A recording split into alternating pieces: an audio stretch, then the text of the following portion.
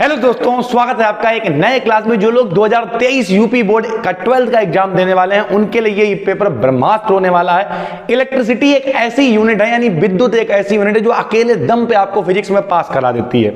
तो आज हम आपको लाइन से दीर्घ उत्तरीय कौन से होते हैं, ठीक है, लघु कौन से आ सकते हैं, अति लघु कौन से आ सकते हैं, और कुछ इंपॉर्टेंट मल्टीपल आपको बताने वाले हैं। ये बहुत ज्यादा इंपॉर्टेंट पेपर, इस पूरे पेपर को कायदे से देखिए और बाकी प्लेलिस्ट वगैरह हमने बना रखी है, वहां पे जाके आप पढ़ सकते हैं और कुछ नए क्लासेस भी हम लेके आ रहे हैं सर, ठीक है। तो चलिए उल्टा पेपर हम लोग हल करेंगे नीचे से ऊपर की तरफ। आइए एक एक करके शुरू करते हैं।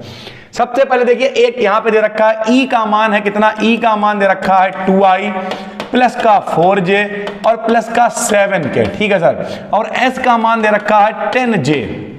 ई और एस का मान दे रखा है। फ्लक्स यानी आपसे फाई पूछ रहा है, फाई बराबर होता है ई डॉट एस, और जब डॉट मल्टीप्लाई होती है तो आई वाले की आई से, जे वाले की जे से और के वाले की के से होती है।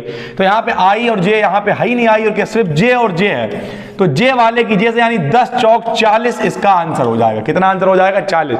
तो इस तरीके का एक सवाल आपको पढ़ना है क्या, ई का मान इतना हो, एस या ए का मान इतना हो, तो फिर कितना फ्लक्स निकलेगा ये आपको बताना होता है, ठीक है। ऊर्जा घनत्व और विद्युत क्षेत्र की तीव्रता में संबंध, ये फार्मूला होता है U बराबर हाफ एप्सिलॉन 0 ई स्क्वायर। इसका प्रूवमेंट पेपर में 3 नंबर में पूछा जा सकता है। बहुत ज्यादा इंपॉर्टेंट ये डेरिवेशन है, U बराबर हाफ एप्सिलॉन 0 ई स्क्वायर, ठीक है। बाकी इसकी पीडीएफ आपको टेलीग्राम पे मिल जाएगी, BD 12th पे छठे हुए बिल्कुल क्वेश्चन है, इतने ही पढ़ लो सर आप, ठीक है। अगर हम कहें लगभग, अभी हम आपको गिन के भी बता देंगे कितने, ठीक है। विभव मापी, उसके बाद बहुत इंपॉर्टेंट टॉपिक है। यहाँ पे कुछ थोड़ा सा जो पीडीएफ है जब आप उस पर देखेंगे तो आराम से दिख जाएगी सर, ठीक है। हम पढ़ दे रहे हैं तो आप आराम से सुन लें, ठीक है। विभव मापी, विभव मापी लॉन्ग क्वेश्चन है, ये दीर्घ क्वेश्चन जो आ सकते हैं वो बता रहे हैं आपको, ठीक है।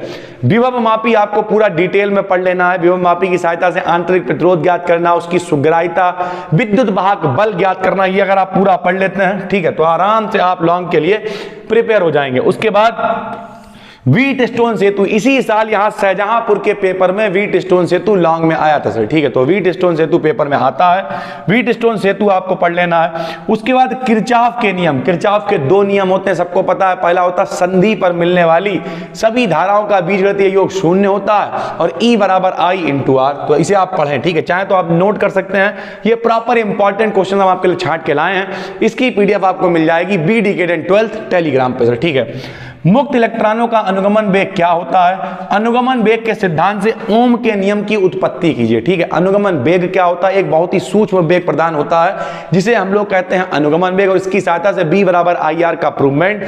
और उसके बाद मुक्त इलेक्ट्रॉनों के अनुगमन या अपवाह वेग और विद्युत धारा में व्यंजक यानी I बराबर इसमें NaVdE, ये प्रूवमेंट करना है। और इसी की सहायता से 11वां वाला डेरिवेशन होगा जिससे ओम का नियम निकलेगा, ठीक है। तो इस तरीके से आप नोट कर लें आराम से।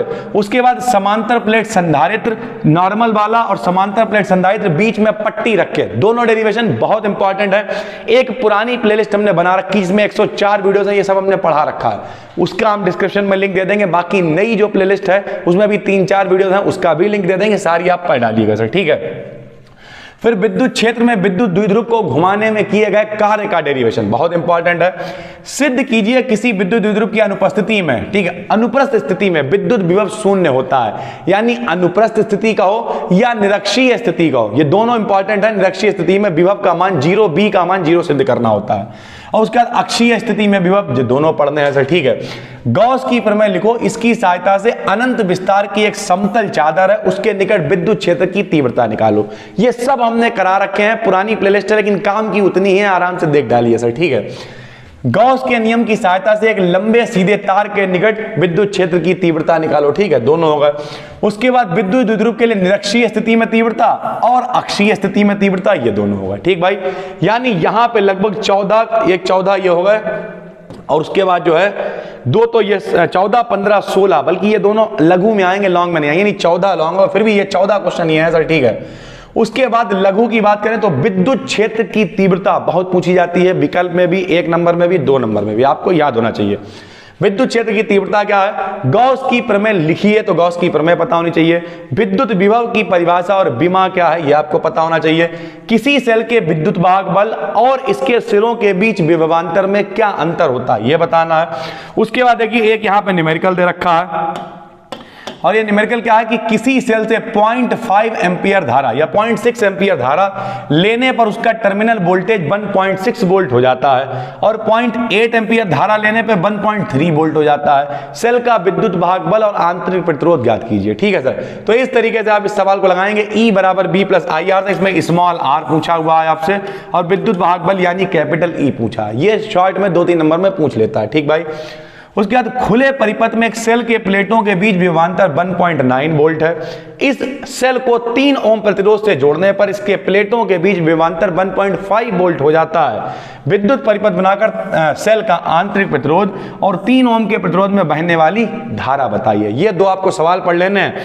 यानी अगर हम सरल भाषा में कहें तो 16 सवाल वो थे, 6 थे, 16 और 6 हो गए 22। ठीक है, कुछ अति लघु हैं, जैसे धातु के प्रतिरोध पर ताप का क्या प्रभाव पड़ता है। ठीक है, इलेक्ट्रॉनों के अनुगमन वेग से आप क्या समझते हैं, भंजक विभवांतर क्या होता है, किसी संधारित्र की धारिता की परिभाषा C बराबर Q/V होता है, सबको पता है सर। ठीक है, सारी चीजें हम करा चुके हैं। ठीक है, C बराबर Q/V धारिता होती है। ठीक है, समविभव पृष्ठ क्या होता है, समविभव पृष्ठ ऐसा पृष्ठ जिसके प्रत्येक बिंदु पर विभव समान होता है, समविभव पृष्ठ कहलाता है। एक चालक पर 1 कूलाम का ऋण आवेश है, इस पर सामान्य से कितने इलेक्ट्रॉन ज्यादा हैं, तो n का मान पूछ रहा, Q बराबर Ne फार्मूला लगा देंगे, लग जाएगा सर। ठीक है, विद्युत द्विध्रुव से आप क्या समझते हैं, उदाहरण दीजिए तो द्विध्रुव के उदाहरण क्या हो जाएंगे, HCl हो जाएगा, HBr हो जाएगा, ये सब हो जाएगा। द्विध्रुव होता क्या है, जब 2 समान परंतु विपरीत आवेश एक दूसरे से 12 मीटर की दूरी पर होते हैं तो उसे द्विध्रुव कहते हैं। अगर इसकी आवेश से गुणा कर देते हैं तो P बराबर Q × 12 यानी द्विध्रुव आघूर्ण बन जाता है। ठीक है भाई, उसके बाद 3.2 कूलाम आवेश में कितने इलेक्ट्रॉन होंगे, यहां भी Q बराबर Ne ही लगेगा। ठीक है, उसके बाद कुछ आपको विकल्प दे रखे हैं जिन्हें आप कर लेंगे। कौन सा विद्युत क्षेत्र का मात्रक नहीं है, बहुत इंपॉर्टेंट, तो इसमें जूल प्रति कूलाम हो जाएगा। विद्युतशीलता का मात्रक है तो न्यूटन मीटर स्क्वायर प्रति कूलाम स्क्वायर। ठीक, आप देखें इसे, पूरा पेपर यहाँ पे शेयर कर दिया जाएगा ये टेलीग्राम पे। विद्युत क्षेत्र की तीव्रता का मात्रक होता है न्यूटन प्रति कूलाम।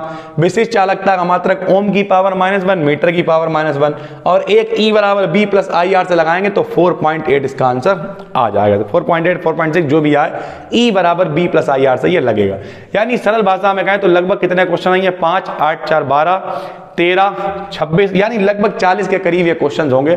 और अगर आप ये 40 क्वेश्चंस पढ़ लेते हैं तो इलेक्ट्रिसिटी से आने वाली थ्योरी में आपको भी नहीं मांगनी पड़ेगी, हम गारंटी ले रहे हैं। बेहतरीन लेवल पे आप पेपर को कर पाएंगे और खास करके हो सकता है पूरा पेपर आप करके आओ। एक पूरी सीरीज लाने वाले, थोड़ा सा बड़ा क्लास होगा, हो सकता है वो क्लास आपको लाइव मिले, लेकिन बस यहीं पे एक दिक्कत बार बार आ रही है, थोड़ा सा लाइट वाली यहाँ पे। तो उसके लिए हम सोच रहे हैं कि रात में लाइव लगा दें, 11-12 बजे से लाइव क्लास लगाएं, उसके बाद 2-3 बजे तक पढ़ाएं। तो कितने लोग ऐसे लोग हैं जो इसके लिए भी इंटरेस्टेड हैं और तैयार हैं? अगर ऐसा होता है तो बिल्कुल आपको क्लासेस यहाँ पे मिलेंगे बहुत जल्द, लाइव क्लासेस। जब यूपी बोर्ड आएगा तब तक तो व्यवस्था कर ही लेंगे सर। ठीक है, फिलहाल नए हैं तो चैनल को सब्सक्राइब करिए और जाके टेलीग्राम पे सर्च करिए BDKDN 12th। ये पेपर आपको वहां पे मिल जाएगा, मोस्ट वांटेड पेपर है ये। और उसके अलावा प्लेलिस्ट एक पुरानी है वो हम दे दे रहे हैं, उसमें सब कुछ हम ये करा चुके हैं। एक नई प्लेलिस्ट है, उसका भी लिंक दे देंगे, उसमें 3 ही वीडियोज हैं, अभी कोई दिक्कत नहीं है, उसमें भी हम जल्दी से ऐड कर देंगे। बस दोस्तों, फिर मिलेंगे, तब तक के लिए धन्यवाद।